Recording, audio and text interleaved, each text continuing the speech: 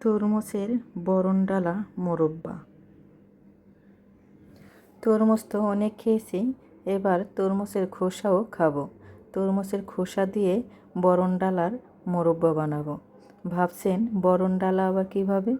তরমুজের খোসাকে পাতলা পাতলা করে কেটে তারপর মালা গেঁথে সেই মালাকেই মোরব্বা বানাবো। তো কিভাবে বানালাম দেখতে হলে পুরো ভিডিওটি আমার সাথেই থাকুন। আশা করছি ভিডিওটি ভালো লাগবে। আর বরণডালা মোরব্বা খেতে কিন্তু একেবারেই মজা হয়েছে। অবশ্যই একবার হলেও বানিয়ে খেয়ে দেখবেন। আসসালামু আলাইকুম, সবাই কেমন আছেন? আশা করি সবাই ভালো আছেন। আজকে বানাবো তরমুজের বরণডালা মোরব্বা। তরমুজ তো অনেক খাওয়া হয়েছে, এবার তরমুজের খোসাও খাবো। তো তরমুজের খোসাটা আমি পাতলা পাতলা করে কেটে নিচ্ছি। তো কীভাবে কাটছি দেখতেই পারছেন, খুবই পাতলা করে কেটে নিচ্ছি। তরমুজের খোসা যদি মোটা করে কাটা হয় তাহলে এই মালা গাঁথার সময় তাহলে কিন্তু ফেটে যাবে। যখন এটা মুড়িয়ে মালা গাঁথতে যাবেন এই যে ভেঙে যাবে, আর পাতলা হলে কিন্তু ভাঙবে না। আমি আগে থেকেই সুই সুতা নিয়ে নিয়েছি, সুতা ভালো করে ধুয়ে আর সুইটাও ভালো করে ধুয়ে নিয়েছি। আমি একদম নতুন সুই নিয়েছি।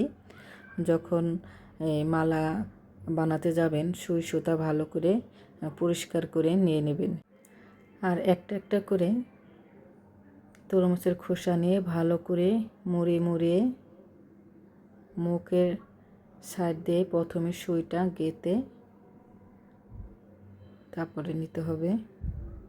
আসলে এটা বলার কিছু নেই, দেখেই নিতে হবে কিভাবে করছি। হয়ে গেছে আমার বরণডালা, কত সুন্দর হয়েছে দেখতে, কিন্তু খুব ভালো লাগছে। খুব সুন্দর কিউট একটা মালা হয়েছে। তো এখন আমি একটা পাতিলে চিনি নিয়ে নেব।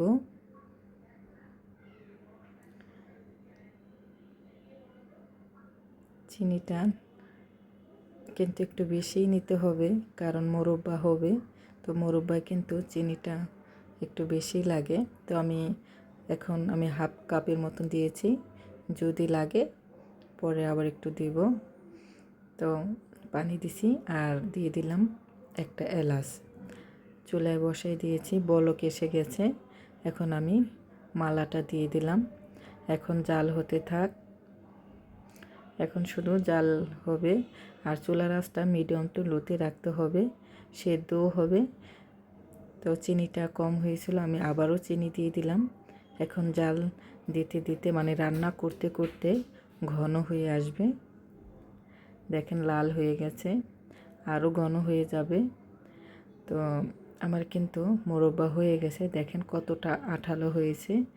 মানে রান্না করতে করতে যখন নাকি এরকম আঠালো হয়ে যাবে তখনই নামিয়ে নিতে হবে। এর চেয়ে বেশি আঠালো করা যাবে না, তাহলে কিন্তু আবার মানে শক্ত হয়ে যাবে, একটা নরম জুসি জুসি ভাব থাকবে না। দেখেন কতটা সুন্দর হয়েছে।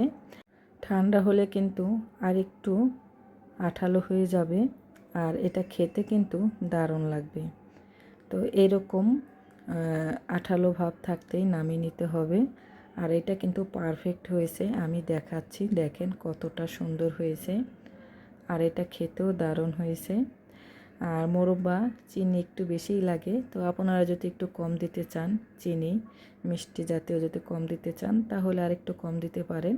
তো মোরব্বাটা কিন্তু বেশি মিষ্টি লাগে, তো খেতে কিন্তু দারুণ হয়েছে।